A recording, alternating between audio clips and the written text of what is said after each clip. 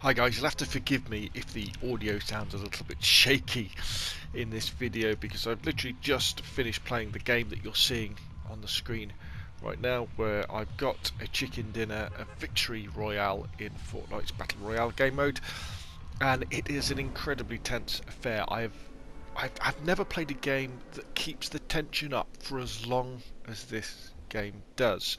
And when you finish a match like that, and when you win or you get close to winning, your heart's pounding, your hands and your palms are sweaty, your legs are shaking. It is an amazing experience. But anyway, a few weeks after release, the standalone Battle Royale version of the third-person shooter Fortnite, which you can see here, has had 10 million people play it. 10 million. Let that number settle in for a second or two. This multiplayer last-person standing game is fast catching up with the indie darling, although you can't really call it an indie anymore, and most popular game in the world at the moment, PlayerUnknown's Battlegrounds. But I'm pretty sure Fortnite will be overtaking it soon. Before you scoff and say, sure, of course everybody's giving it a go, because it's free. But that's missing the whole story. Fortnite's Battle Royale has got so many players to start to try it out because it's free. But they've kept playing it and recommend it to their friends because it is very, very good and loads of fun. It may have cartoony graphics, but Fortnite's Battle Royale is a mostly rock-solid shooter where your proficiency with your weapons and the strategic and tactical choices that you make as you move around the map will dictate how well you do in the game.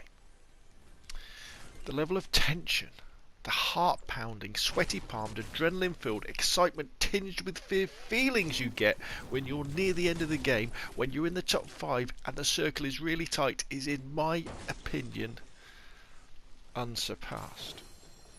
Sure, other respawn games, other no respawn games like Rainbow Six Siege get close, but the rounds in Rainbow Six Siege are 3 to 4 minutes, and the endgame moments are done in a couple of seconds.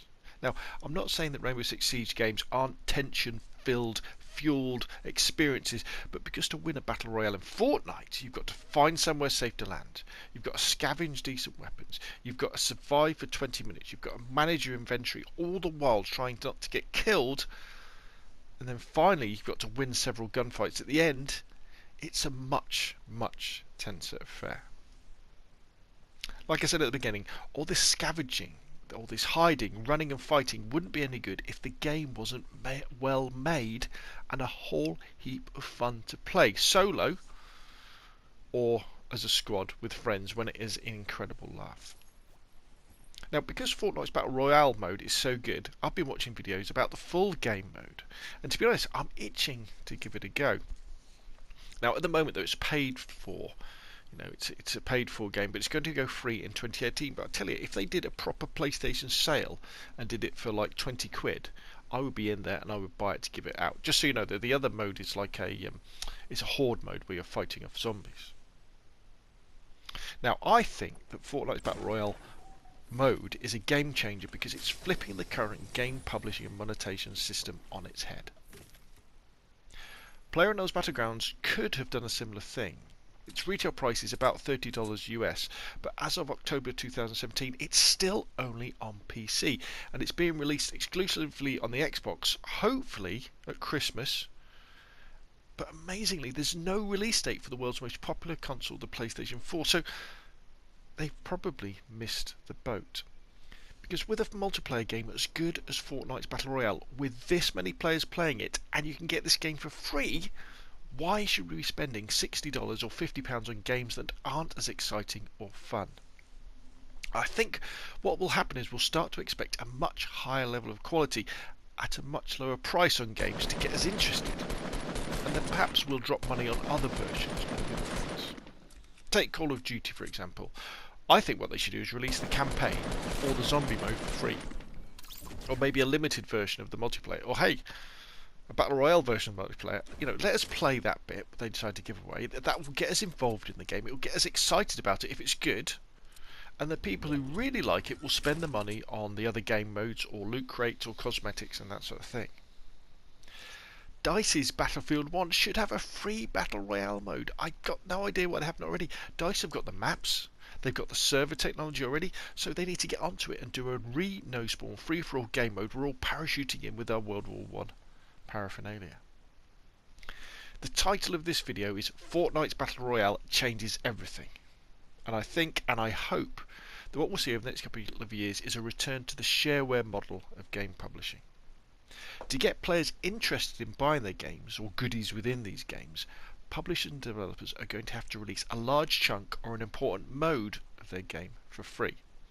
And that's good for us because we can really try before we buy to know if we do really like the game before investing our hard-earned cash and maybe more importantly our hard-earned free time into a new game. So anyway, what I'll leave you with now is this video is going to go on for a long time. It's going to go on for up to, I think it's 21 minutes this video is going to be. And it's a continuation of me getting a victory royale. And it's, at the moment, because I'm still pretty new to Battle Royale mode in Fortnite, I find it difficult to talk as I'm going along. So all you'll have is maybe me breathing, maybe the odd swear word. And if only I could get across the tension. In fact, what you need to do is, I might even look into this, is have a heart rate monitor plugged in while you're playing this game. I'll find some way of putting it on the screen so you can see how near the end you'll see when there's me and I'm basically hiding inside a wooden shack waiting for the other players to come out. My heart is absolutely racing, and that feeling you get when I get into the top 3 and then I get into the top 2 and then I see the guy in front of me and I see he's facing in the wrong direction and I get that first hit into him. Once you know you've got that first hit and you've knocked him down a bit and he's at a perfect range for an assault rifle, that's just like brilliant.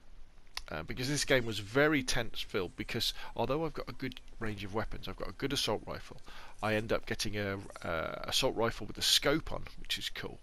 And I've got some bandages. I don't have any shields. I never pick up any shields. So if somebody got a few bullets into me, I would have been dead very quick indeed. Anyway, I'll leave you with that. If you've enjoyed the video, if you agree with what I'm saying, if you don't agree with what I'm saying, put your comments down below. Do you think shareware's coming back? Am I crazy? Or should they just put up the price of games to make them better? Is Fortnite's Battle Royale just a freak? They just happen to have done an incredible job of copying PlayerUnknown's Battleground and making, well, maybe the version that the rest of us can play. Have PlayerUnknown's Battlegrounds made an amazing error and something that's going to cost them millions of pounds or dollars by not bothering to do the PlayStation version now? Why isn't it out already? Why have we got to wait till we don't even know when it's going to come out, do we, next year? Anyway, put your comments down below. If you enjoyed the video, hit like. If you want to see more of the same, press subscribe. Thank you very much, and I will see you again soon.